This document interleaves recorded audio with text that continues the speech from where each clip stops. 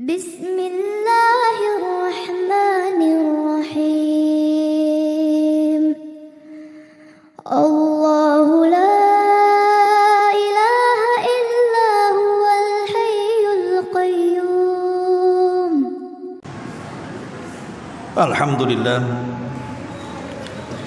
Alhamdulillahilladzi farada alaina siyama Ramadan wa ja'alaha mutahhiratan lidzunubi wal atham. Asyhadu an la ilaha illallah wahdahu rabbi la syarika lah wa asyhadu anna Muhammadan abduhu wa rasuluhu alladzi la nabiyya ba'dah, amma ba'd. Kita lanjutkan kembali kajian kita, masih membahas qasasul Quran, kisah-kisah di dalam Al-Quran. Dan malam ini kita akan membahas satu kisah yang terdapat dalam surah Yasin, tepatnya di ayat ke-13 sampai 30. Kisah ini disebut para ulama sebagai kisah Ashabul Qaryah. Jadi Ashabul Qaryah adalah kisah yang bicara tentang penduduk sebuah negeri. Tapi Al-Quran tidak menyebutkan di negeri mana, karena memang Al-Quran itu bukan kitab sejarah. Quran itu kitab ibrah dan pelajaran. Tidak mungkin Al-Quran menceritakan sebuah kisah sedetail-detailnya, tidak. Karena Al-Quran itu hanya mengutip sejarah, kemudian bisa diambil hikmah dan pelajarannya. Ma'asyiral muslimin rahimani wa rahimakumullah. Dan kita tahu bahwa kisah Ashabul Qaryah ini tercantum dalam surah Yasin. Dan surah Yasin itu adalah surat yang paling banyak dibaca kaum muslimin, utamanya di negeri kita. Dan surah Yasin sendiri adalah Makkiyah. Itu dilihat dari dua perkara. Pertama, karena dalam surah Yasin itu dimulai dengan potongan-potongan huruf hijaiyah.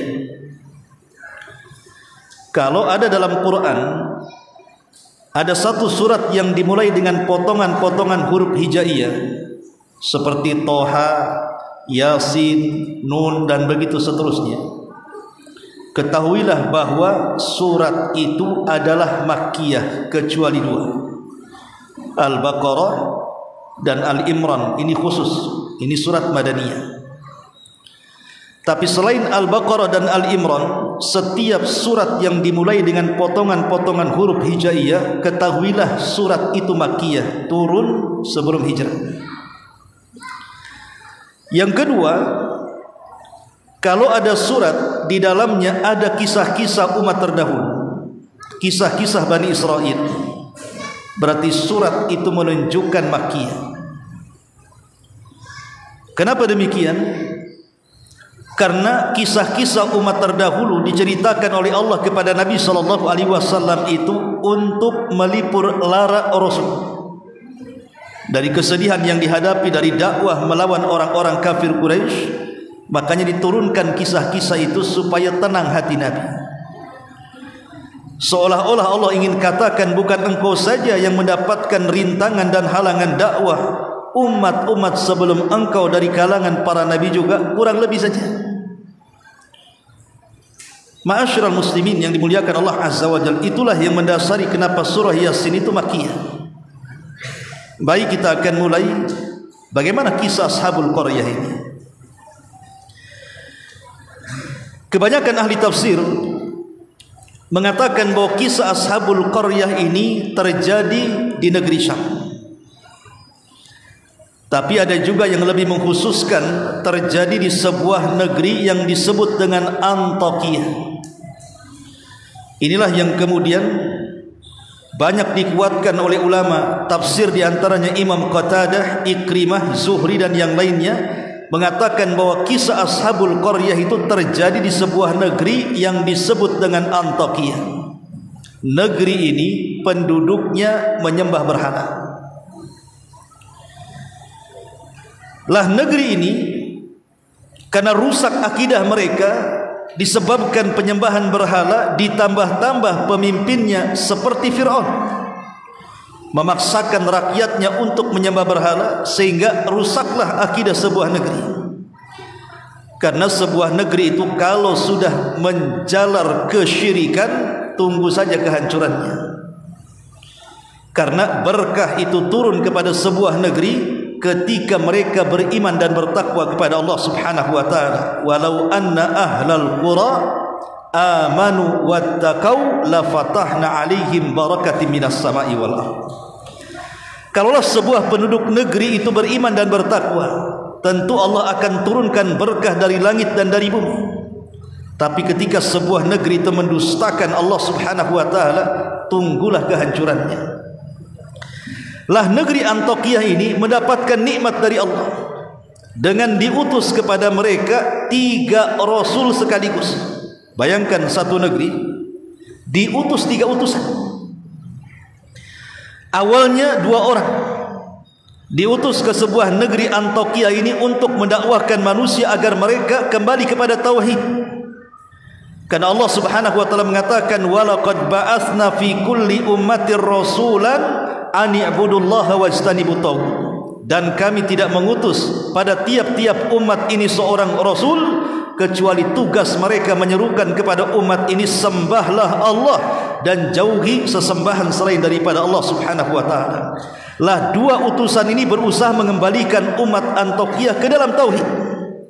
Tapi apa yang terjadi? Penduduknya justru menentang. Karena kewalahan, akhirnya Allah Subhanahu wa taala utus lagi satu, menjadi 3 utusan. Bayangkan, satu negeri 3 utusan. Tapi tetap saja penduduk Antokiah ini tidak beriman kepada Allah dan tidak mentauhidkan Allah Subhanahu wa taala, tetap di atas kekufuran.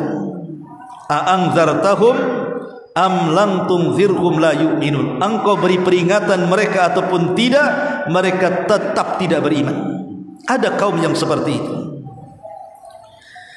Akhirnya kemudian mereka pun mulai mendustakan utusan ini. Bukan hanya sekedar mendustakan, mulai mereka mengolok-olok utusan ini dan dikatakan pendusta, gila dan macam-macamnya. Sampai akhirnya mereka pun mengancam dengan sangat keras, kalau para utusan ini tidak berhenti mendakwahkan tauhid, maka mereka akan merajamnya. Bayangkan, tidak main-main penentangan mereka kepada utusan ini.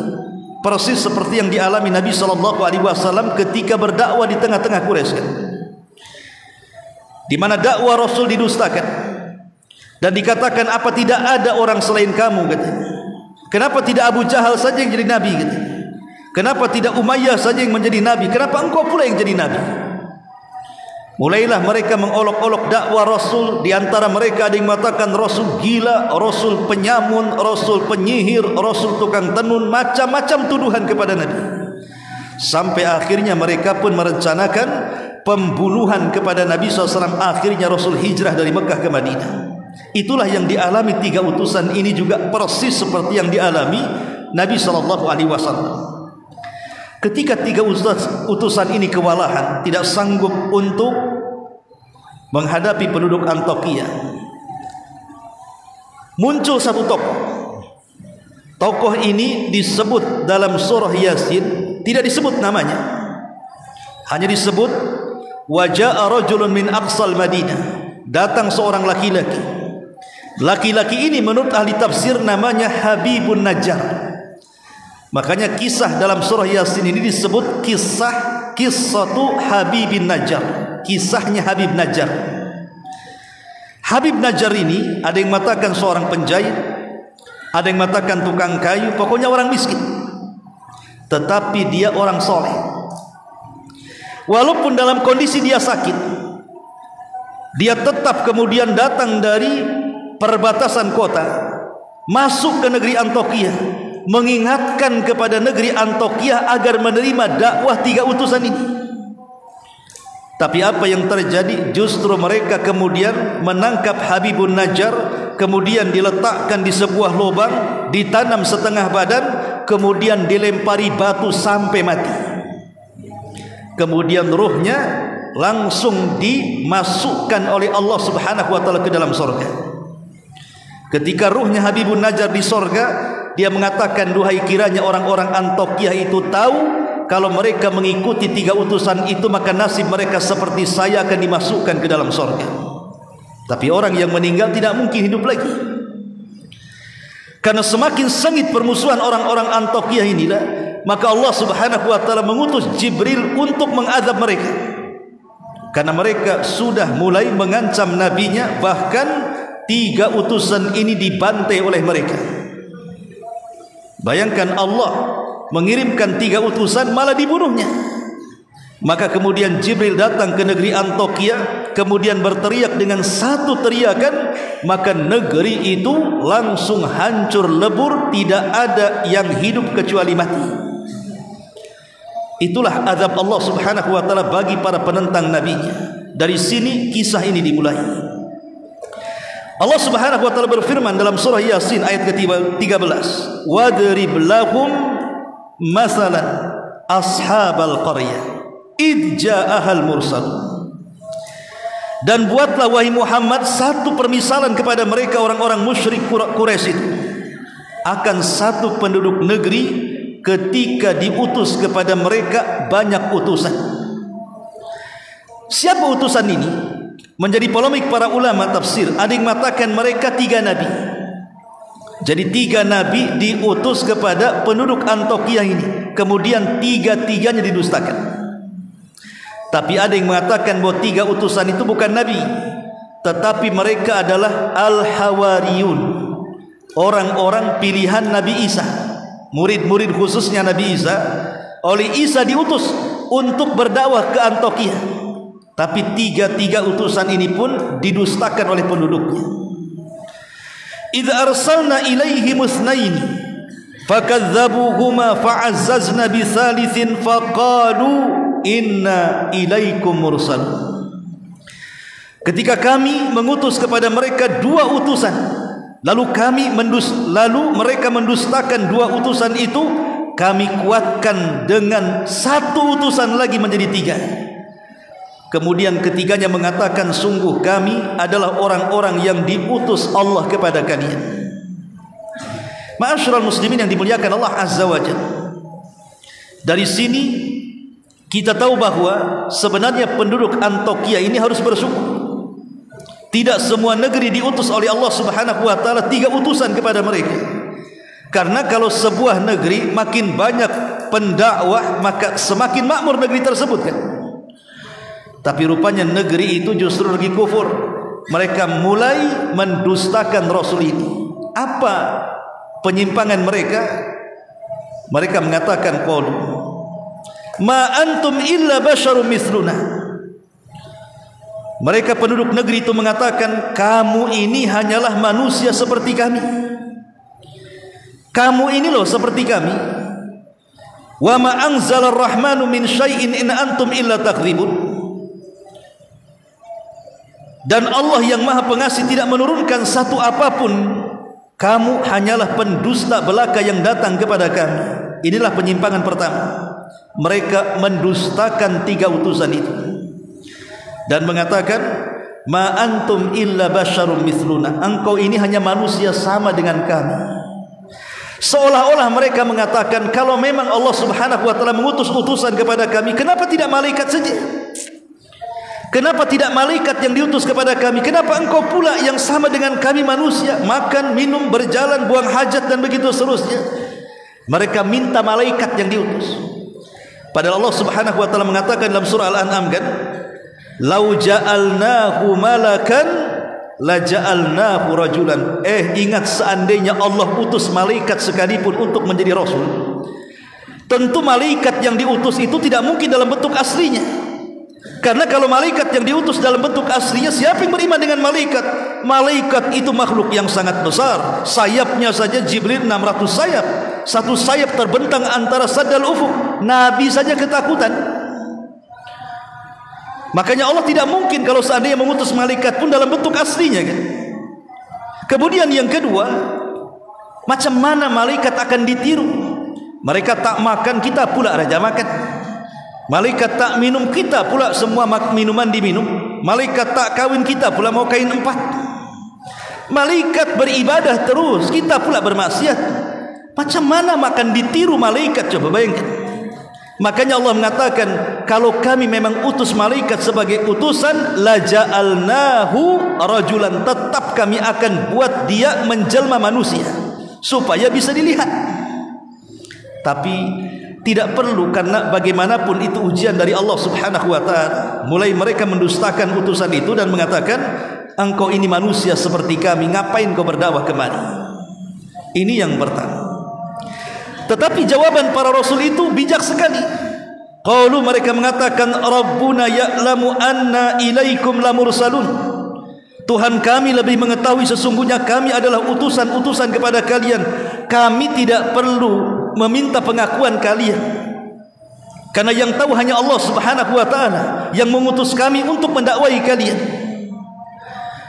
Wa ma'alaina illal balagul mubin. Kewajiban kami kan hanya menyampaikan. Soal kalian menerima dakwah kami, alhamdulillah, kami terima dengan tangan terbuka.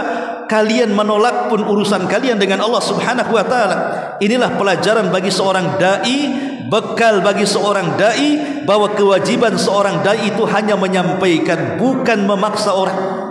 Soal dia dapat hidayah dari dakwah kita, alhamdulillah. Soal tidak dapat hidayah, pertama kita sudah gugur kewajibannya. Urusan dia sesat atau tidak, urusan dia dengan Allah Subhanahu wa taala. Karena tugas kita ini, wa ma'alaina illal balagul mubin. Kemudian yang kedua, lihat penyimpangannya. Qalu, mereka mengatakan, inna tatayyarna bikum. Mereka menjawab, sesungguhnya kami bernasib sial gara-gara kalian. Dulu sebelum ada kalian, tenang-tenang saja negeri Antokia. Kalian datang, kalian membuat kekacauan di negeri kami, katanya. Mulai mereka apa? Menyalahkan, istihza, mengolok-olok nabinya. Dari situlah kemudian meningkat, bukan hanya sekedar mengolok-olok nabinya, sampai kepada tingkat tahdid, pengancaman. Apa kata mereka? La illam tantah, kalau kalian tidak berhenti berdakwah, katanya, lanarjumannakum, kami akan rajam kalian, wala yamassannakum minna adzabun alim.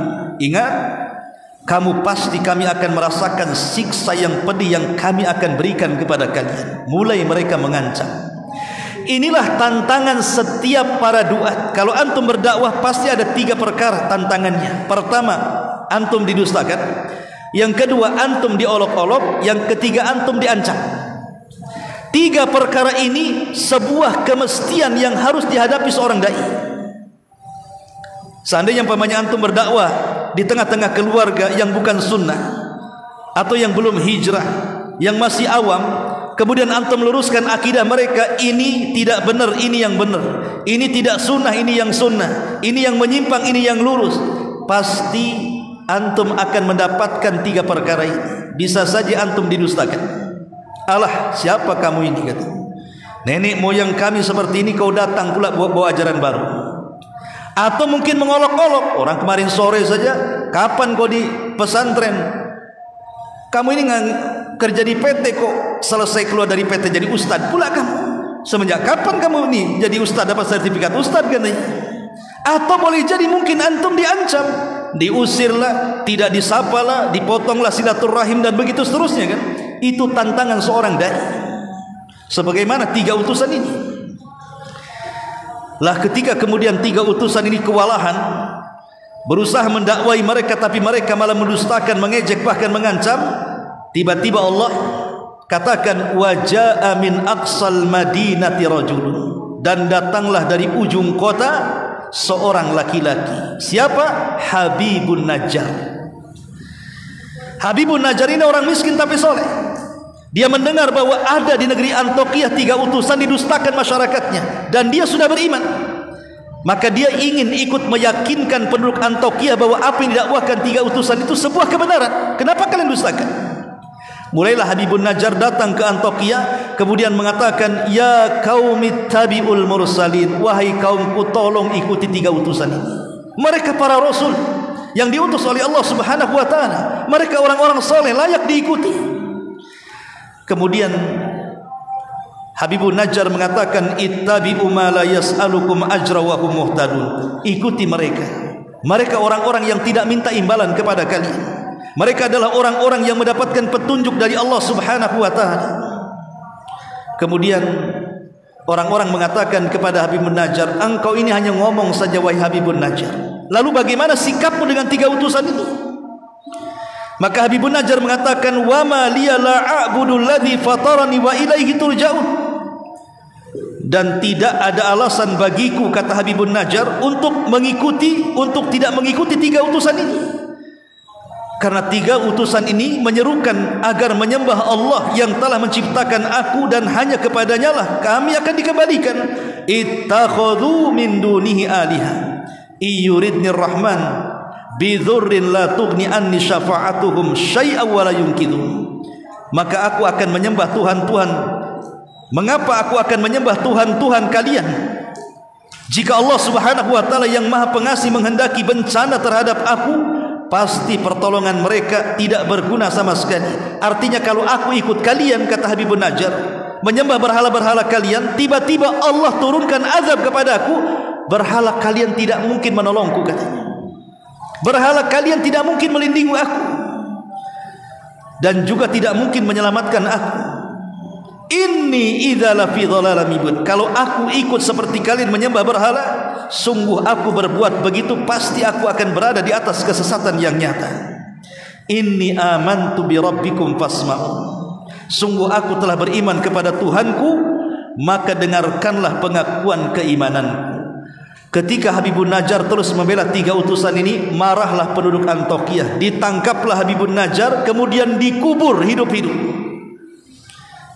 Disisakan dari dada ke kepala, kemudian mulai mereka melempari batu dengan cara merajamnya sampai mati. Bayangkan Habibun Najjar dirajam sampai mati. Lah ketika kemudian dia sudah meninggal sebagai syahid karena membela 3 utusan, Allah Subhanahu wa taala muliakan Habibun Najjar dengan cara apa? Ruhnya dibawa oleh malaikat rahmat dan dimasukkan ke dalam surga. Sehingga Allah katakan, qila dkhulil jannah, masuklah engkau ke dalam surga. Setelah ruhnya Habibun Najjar berada di surga, maka Habibun Najjar berangan-angan dan mengatakan, ya laita qaumi ya'lamun. Duhai kiranya kaumku mengetahui kondisiku yang sekarang di surga. Bima ghafara li rabbi wa ja'alani minal mukramin. Apa yang menyebabkan Tuhanku memberikan ampunan kepadaku dan menjadikan aku termasuk orang-orang yang dimuliakan Allah. Coba kalau kaumku tahu mereka mengikuti 3 utusan, maka nasib mereka sama dengan aku, dimasukkan ke dalam surga, diampuni dosa-dosanya, dan aku dimuliakan oleh Allah Subhanahu wa taala. Tetapi kaum Antakya tidak mengetahui kondisi Habibun Najjar. Ketika kemudian sudah membunuh Habibun Najjar, mulailah mereka pun ikut merajam 3 utusan ini. Satu persatu 3 utusan ini ditangkap dan dibunuh. Ingat, Rasul mengatakan, man adali waliyan faqad adzantuh bil harbi. Siapapun yang memusuhi wali-waliku, kata Allah, maka dia telah mengumandangkan dan menabuh genderang perang dengan aku, kata Allah. Dan kalau perang melawan Allah, mereka tidak akan sanggup menang. Wa ma anzalna ala qaumihi min ba'dihi min jundin minas sama wa ma kunna munzilin. Dan setelah dia meninggal, kami tidak menurunkan satu pasukan pun dari langit kepada kaumnya, dan kami tidak perlu menurunkannya. Jadi Allah Subhanahu wa taala terkadang kalau murka, dia akan utus utusan, kan? Contoh umpamanya, Allah kirim ababil ketika menghancurkan Abraha. Atau Allah Subhanahu wa taala kirim banjir seperti ketika menenggelamkan kaum Nuh. Allah tidak perlu mengutus utusan sebanyak itu. Cukup Allah Subhanahu wa taala utus 1 malaikat Jibril untuk turun ke negeri Antakya. Untuk apa? Berteriak 1 teriakan saja. Allah katakan, in kanat illa sayhatan wahidatan fa idahum khamidun. Tidak ada siksaan terhadap mereka melainkan dengan 1 teriakan saja. maka seketika itu mereka mati semua bergelimpangan. Setelah kemudian mereka mati, maka ruh-ruh mereka menyesal kepada Allah Subhanahu wa taala. Inilah perbedaan penyesalan Habibun Najjar dengan penyesalan orang-orang musyrik Antakya. Mereka mengatakan, ya hasratan 'alal ibad ma ya'tihi min rasulin illa kanu bihi yastahzi'un. Alangkah besarnya penyesalan terhadap hamba-hamba itu. Setiap datang seorang utusan kepada mereka, mereka pun selalu mengejek-ejek Rasul tersebut. Akhirnya Allah turunkan azab kepada mereka. Inilah diantara kisah Ashabul Qaryah yang terdapat dalam surah Yasin. Dan insyaAllah kita lanjutkan kajian kita masih membahas qasas Al-Quran Al-Karim. Dan malam ini kita akan membahas satu kisah dalam surah Al-Kahfi, tepatnya di ayat ke-32 sampai ayat ke-40 atau 44. Kisah ini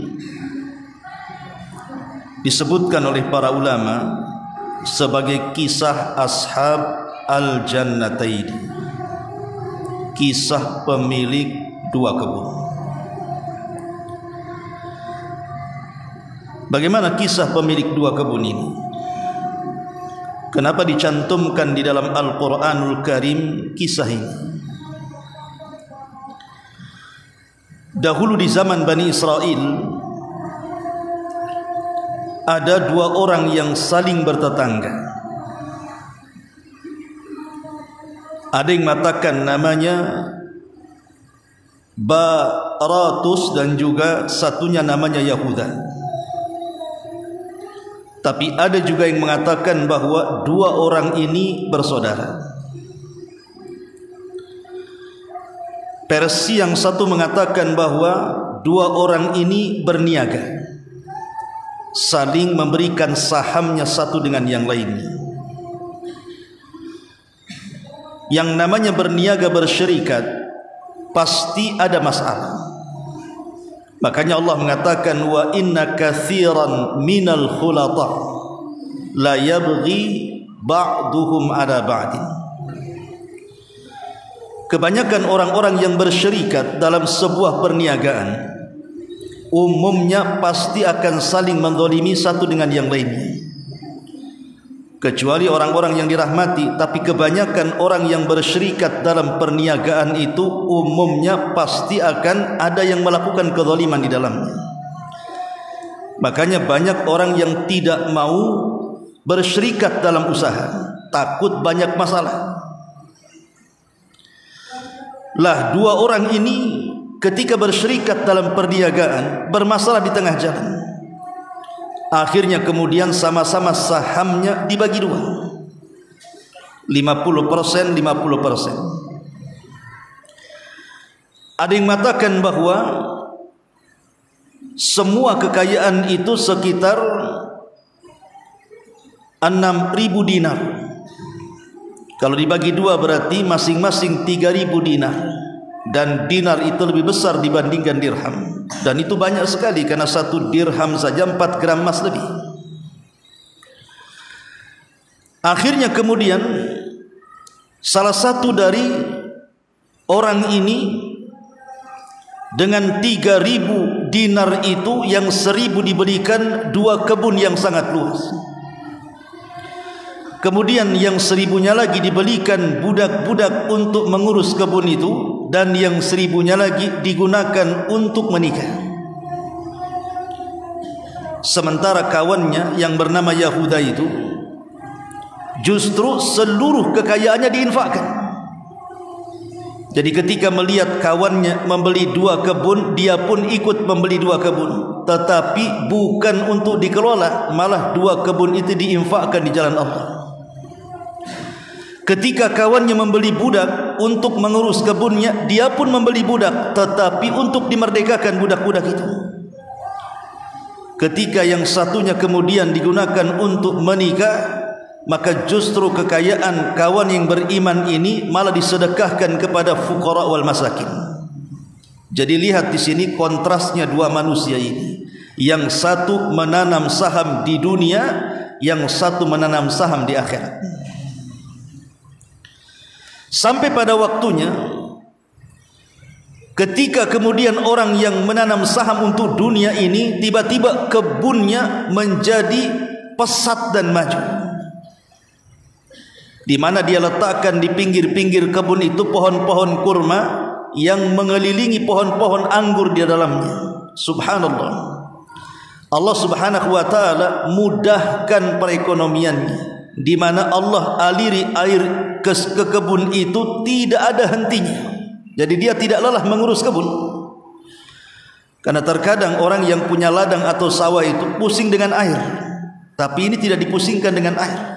Seolah-olah dia hanya menunggu kapan panen, setelah panen kemudian dipetik dan dijual. Hanya itu kerjanya. Dan Allah subhanahu wa ta'ala tidak pernah mengurangi hasilnya. Artinya tidak pernah ada hama, tidak pernah ada bencana. Untung terus hidupnya. Akhirnya semakin hari semakin kaya, semakin hari semakin kaya raya.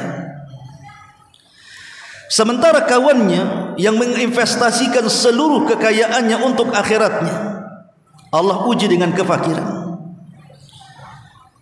Ma'asyiral muslimin yang dimuliakan Allah azza wa jal, kita teringat dengan kisah siapa? Abu Bakar. Abu Bakar Siddiq radhiyallahu an dalam perang Tabuk, dia menginfakkan seluruh hartanya kan? Sehingga di sini menjadi polemik para ulama, boleh enggak kita ini meniru Abu Bakar? Pamannya antum punya rumah, punya kebun, punya uang di rekening, kemudian diinfakkan semuanya, tidak tersisa kecuali hanya pakaian yang ada di badan. Maka ulama mengatakan ada dua pendapat. Pendapat yang pertama, kalau seandainya kita punya skill usaha, dengan menginfakkan seluruh harta itu tidak ada masalah, karena dia bisa mencari lagi, maka tidak mengapa, dan itu sesuatu yang sangat utama. Tapi pendapat yang kedua, kalau seandainya dia tidak punya skill usaha, ketika seluruhnya kemudian diinfakkan di jalan Allah, akhirnya dia miskin dan menjadi peminta-minta, maka tidak boleh menginfakkan semua hartanya, karena akan memadaratkan hidupnya. Lah, seseorang di zaman Bani Israel ini yang beriman, dia infakkan seluruh hartanya, sementara kawannya yang makin kaya justru makin sombong dan kufur serta berani membantah Allah subhanahu wa ta'ala. Sampai pada waktunya kawannya yang diinfakkan seluruh hartanya ini menjadi miskin, tetapi dia berusaha untuk menjaga kehormatannya, untuk tidak meminta-minta. Karena memang niatnya diinfakkan itu untuk menginvestasikan seluruh kekayaannya supaya mendapatkan surga. Lah saat kemiskinannya, dia pun berusaha mencari pekerjaan. Dibandingkan dia mencari pekerjaan kepada orang lain, dia teringat dengan kawannya yang sudah menjadi orang kaya raya. Akhirnya dia mencoba mencari pekerjaan kepada dia. Bukannya diterima, malah diusir. Kemudian dijelek-jelekan, kemudian diburuk-burukan, dihina, dan dia menampakkan kesombongannya. Dari situ kawan yang beriman menasihati kawannya, jangan seperti itu, karena kekayaan itu datang dari Allah. Tetapi kemudian kawannya yang sudah kadung kaya tapi sombong ini tidak menerima nasihatnya, justru mengusir kawannya. Dari sinilah azab Allah subhanahu wa ta'ala ditimpakan kepada kedua kebun yang terus dipetik hasilnya itu. Lah kisah ini dimulai. Allah subhanahu wa ta'ala berfirman di dalam surah Al-Kahfi ayat 32, wadrib lahum mathalan, wahai Muhammad, berilah perumpamaan untuk mereka orang-orang Quraisy itu. Rajulaini, tentang dua manusia, ja'alna li ahadihima jannataini min a'nabin wa khafafnahuma binakhlin wa ja'alna bainahuma zar'an. Kami beri kepada salah seorang dari keduanya yang kufur nikmat itu 2 kebun anggur. Dan kami kelilingi 2 kebun anggur itu dengan pohon-pohon kurma yang menjulang besar, seolah-olah pohon kurma itu menjadi pagar daripada kebun itu. Lebih daripada itu, kami jadikan di antara 2 kebun itu ladang yang subur. Coba Anda bisa bayangkan, ada 2 kebun yang sangat luas hektaran. Kemudian kebun ini dipagari dengan pohon kurma keliling. Kemudian di tengah-tengahnya ada ladang lagi, ditanami apa saja tumbuh dan menghasilkan. Subhanallah, ini nikmat mana lagi yang Allah Subhanahu wa taala anugerahkan kepada orang ini. Karena kan kekayaan di zaman dulu itu kan melihat kita tinggal di mana. Kalau kita tinggal di kota, boleh jadi kekayaan itu kalau punya kos-kosan banyak 100 pintu umpamanya, kaya dia di kota. Tapi kalau di pedesaan kekayaan itu bukan dari itu. Terkadang ditinjau dari ternaknya, mungkin sapinya ratusan, kambingnya ratusan, bah. Mungkin itu orang kaya kalau di desa. Atau mungkin tanahnya hektaran, sawahnya luas, boleh jadi itu kekayaannya. Jadi orang ini punya kekayaan berupa kebun yang sangat luas, isinya adalah kebun anggur yang dikelilingi oleh kurma, dan di tengah-tengahnya ada ladang yang bisa ditanami apa saja. Subhanallah, Allah katakan kiltal jannataini atat ukulaha walam tadli minhu syai'an. 2 kebun tersebut menghasilkan buahnya dan tidak berkurang sedikit pun. Setiap panen itu tidak pernah berkurang. Bahkan setiap panen itu justru makin banyak, makin menguntungkan. Wa fajjarna khilalahuma nahara, dan kami alirkan di celah-celah kebun itu air bagaikan sorga. Tadi saya sudah katakan ikhwan, kesulitan para peladang itu yang memiliki sawah dan ladang itu biasanya di air. Terkadang sebagian mereka rebutan air kan. Terkadang kemudian ada orang yang kemudian menyumpel air supaya tidak masuk ke ladang orang. Bahkan terkadang kelahi gara-gara air itu kalau sudah di ladang itu. Tapi orang ini diberikan nikmat oleh Allah, airnya tidak pernah terputus dan hasilnya terus menerus dan tidak pernah dirugikan Allah Subhanahu wa taala. Semakin hari semakin kaya. Kemudian Allah mengatakan wa kana lahu thamar, dan dia memiliki buah-buahan yang begitu banyak yang menghasilkan kekayaan.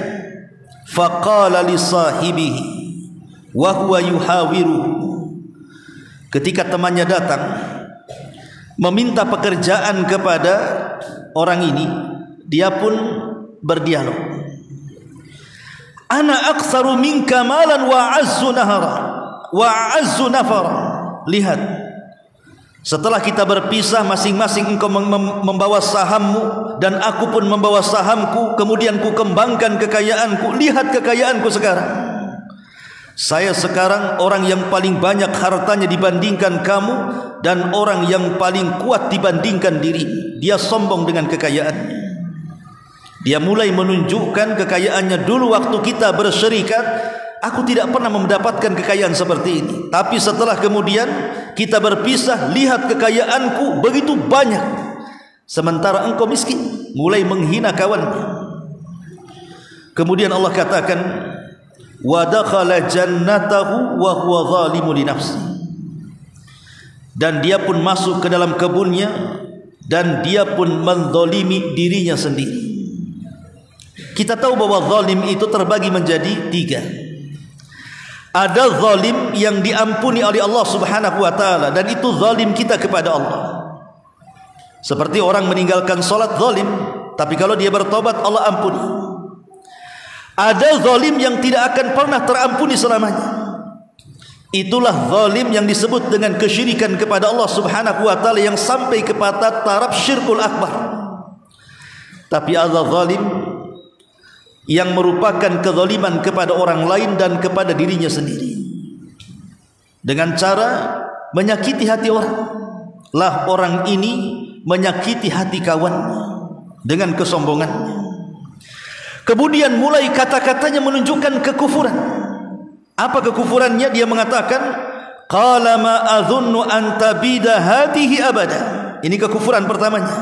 Dia mengatakan, saya tidak akan mengira kalau kebun ini akan binasa selamanya. Lihat bagaimana harta itu meyakinkan pemiliknya seolah-olah dia tidak akan mati dan kekal selamanya. Itulah yang Allah isyaratkan, kalla innal insana la yatgha an ra'ahu istaghna.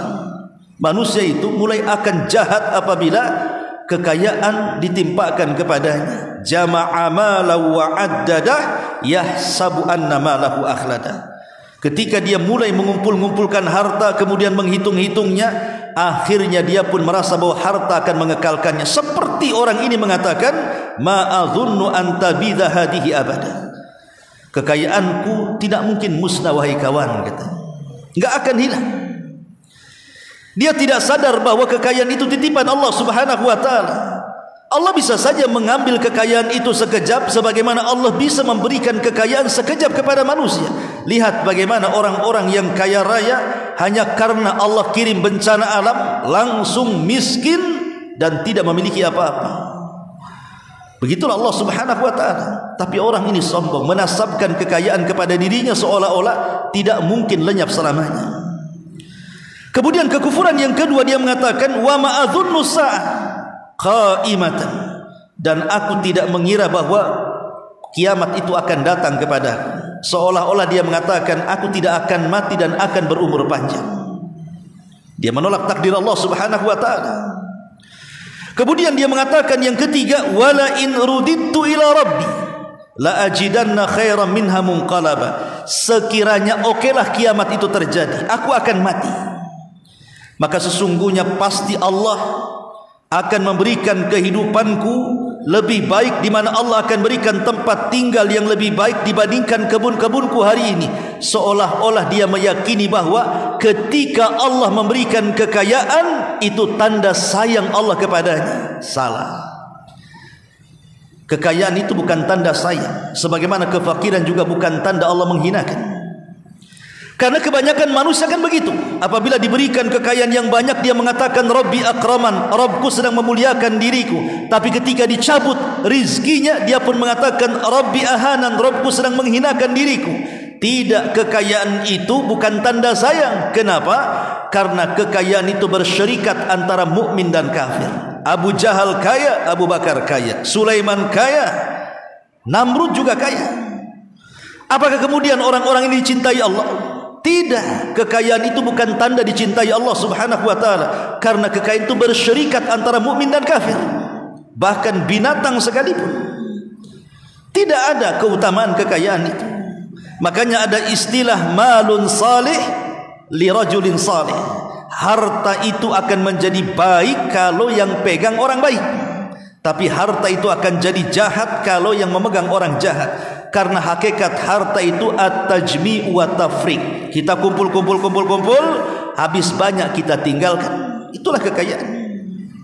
Coba lihat, ada para pengusaha itu, dari usia muda sampai tua dia bergelimang harta kekayaannya. Tapi setelah kekayaannya melimpah, kira-kira apa yang dinikmati dia? Tidak ada yang dinikmati, kan? Apalagi kalau Allah Subhanahu wa taala timpakan kepada dia penyakit umpamanya. Betapa banyak orang-orang kaya yang tidak bisa menikmati mobilnya karena dia harus tinggal di kursi roda.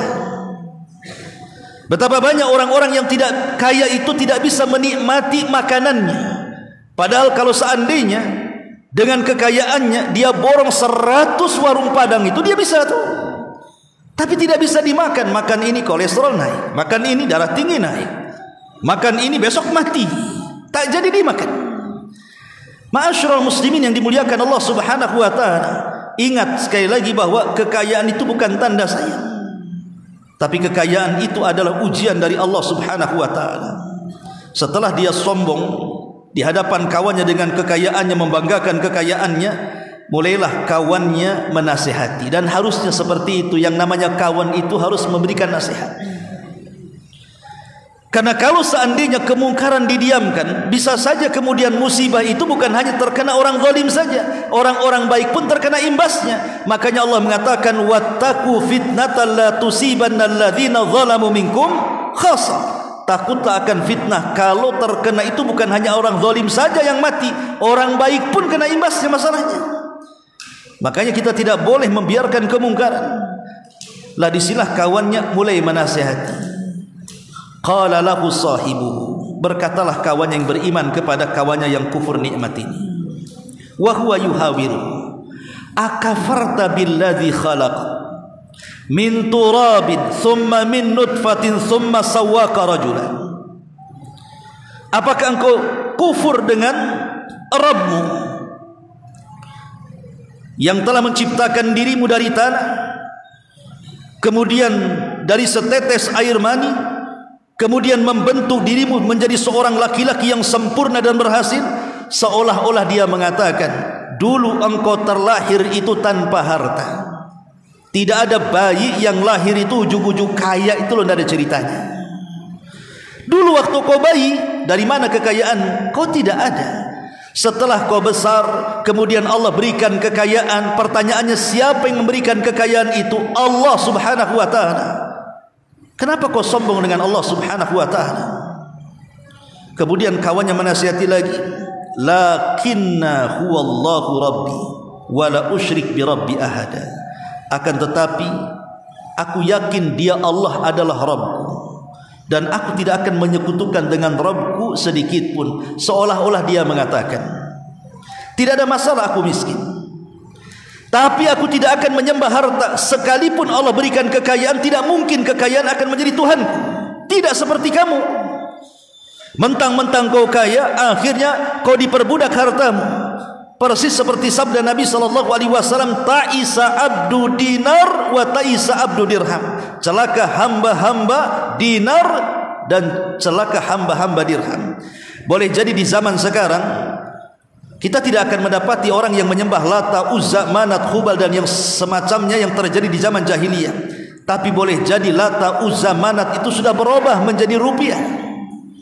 Itu yang kita sembah hari ini. Ketika dia susah, dia berpikir kalau kaya dia bisa kemudian memperlakukan kekayaannya sesuai dengan kehendaknya. Ketika dia sudah kaya, kekayaan pula yang menyetir hidupnya. Ini kan hamba-hamba dunia namanya. Maka dia ingatkan itu. Kemudian Allah subhanahu wa ta'ala lanjutkan, walaula iddakhalta jannataka qulta ma syaa Allah la quwwata illa billah in tarani ana aqallu minka malan wa walada. Dan mengapa kamu tidak mengatakan waktu engkau masuk ke dalam kebunmu, masya Allah la quwwata illa billah, sungguh atas kehendak Allah semua ini terwujud, tidak ada kekuatan dan daya kecuali pertolongan Allah. Sekalipun kamu melihat aku lebih sedikit harta darimu dan lebih sedikit anakku di antara anak-anakmu, tetapi dia mengatakan fa asa rabbi an yu'tiyani khairan min jannatika, tapi semoga Rabbmu memberikan kepadaku sesuatu yang jauh lebih baik dibandingkan kebunmu. Dulu sewaktu engkau membeli kebun, aku pun beli kebun, tetapi kebunku aku infakkan karena aku berharap kebun di surga. Dulu sewaktu engkau memberikan budak-budak yang kau pekerjakan di kebunmu, aku juga sama memberikan budak, tapi ku merdekakan dengan harapan aku mendapatkan istana di surga. Dulu kau gunakan untuk syahwatmu, aku gunakan di jalan Allah karena semata-mata mengejar akhirat dan surga yang ku kejar sampai aku meninggal dunia. Seolah-olah dia ingatkan kawannya, kau jangan menghina karena kefakiranku. Kau jangan pernah menjelek-jelekkan karena aku orang miskin, karena kemiskinanku adalah kemuliaan bagiku. Dunia bagiku hanya sementara, tetapi surgalah yang akhir segala-galanya. Dia nasihati kawannya seperti itu. Kemudian karena dia sudah dizalimi, dia mendoakan keburukan kepada kawannya. Ingat, doa orang yang dizalimi itu mustajab. Apa doanya? Wa yursila 'alaiha husbanan minas sama fatusbiha sa'idan zalaqa aw yusbiha ma'uha ghaura falan tastati'a lahu talaba. Dia mengatakan, ingat satu hari nanti Allah akan mengirimkan petir kepada kebun dari langit sehingga dia menjadikan tanahmu menjadi tanah yang licin, tidak ada lagi tumbuh-tumbuhan di atasnya.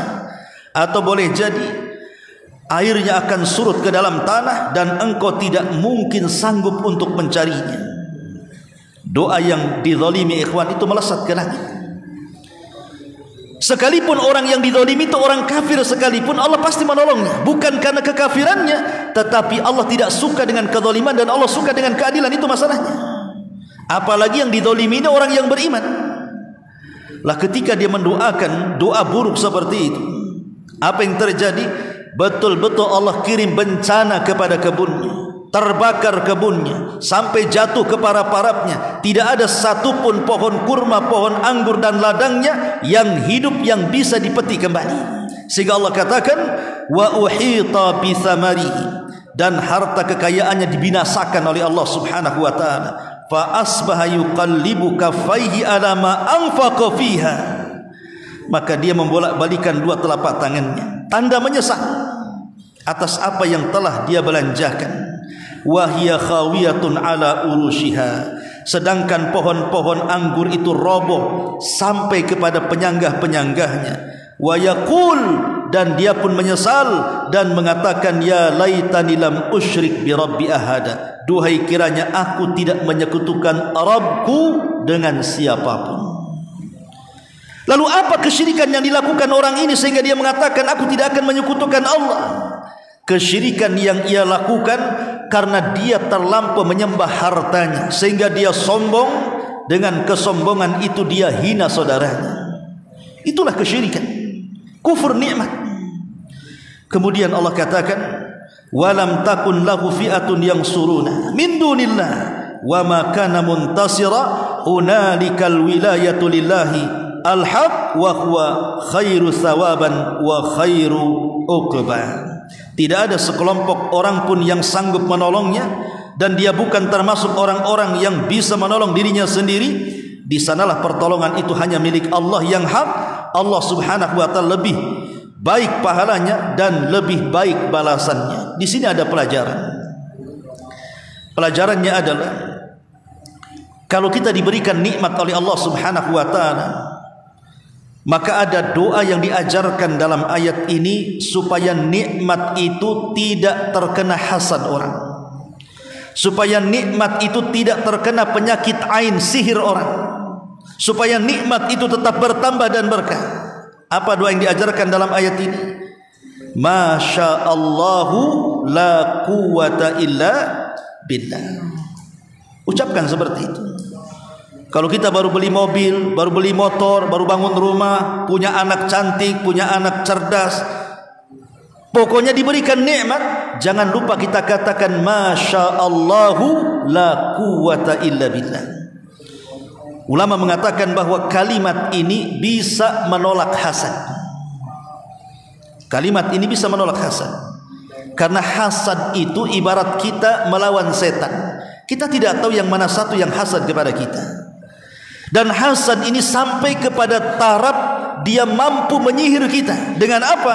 Dengan kedua matanya, yang disebut dengan penyakit ain namanya. Dan kebanyakan manusia umumnya meninggal itu karena penyakit ain. Setelah takdir Allah Subhanahu wa taala, umumnya manusia mati terkena penyakit, akhirnya kemudian meninggal dunia, itu disebabkan penyakit ain. Penyakit hasadnya orang yang memandang kita. Akhirnya kita sakit, kita bangkrut. Dengan sebab itu kita kepikiran banyak penyakit, akhirnya meninggal dunia. Begitu dalam hadis Nabi SAW. Makanya kita lihat terkadang ada orang yang buat pesta, diundangnya banyak orang. Dia tidak tahu dari undangan itu boleh jadi ada mata-mata hasad.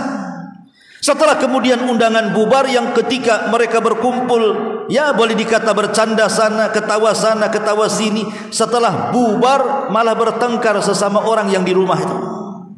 Padahal baru saja mereka senang-senang kan? Tiba-tiba terjadi pertengkaran. boleh jadi ada di antara undangan yang kita undang itu memiliki penyakit ain dan hasad, yang sebab itulah akhirnya terjadi pertengkaran. Makanya kalau seandainya kita buat acara kemudian mengundang orang, banyak-banyaklah berdoa supaya jangan sampai kita terkena hasadnya orang yang hasad. Kita katakan Masya Allahu la quwata illa billah. Sungguh atas kehendak Allah semua ini terwujud, tidak ada kekuatan dan daya kecuali hanya milik Allah Subhanahu wa taala. Karena kita tidak bisa melawan hasad secara langsung. Kita tidak tahu yang mana satu orang hasad itu kan? Maka serahkan kepada Allah. Allah lah yang akan melawan orang-orang yang hasad, dan kita katakan tidak ada kekuatan dan daya kecuali Allah Subhanahu wa taala yang memilikinya. Inilah di antara faedah dari kisah ashab jannataini. Subhanakallahumma bihamdika asyhadu an la ilaha illa anta astaghfiruka wa atubu ilaik. Allahu taala alam. Assalamualaikum warahmatullahi wabarakatuh.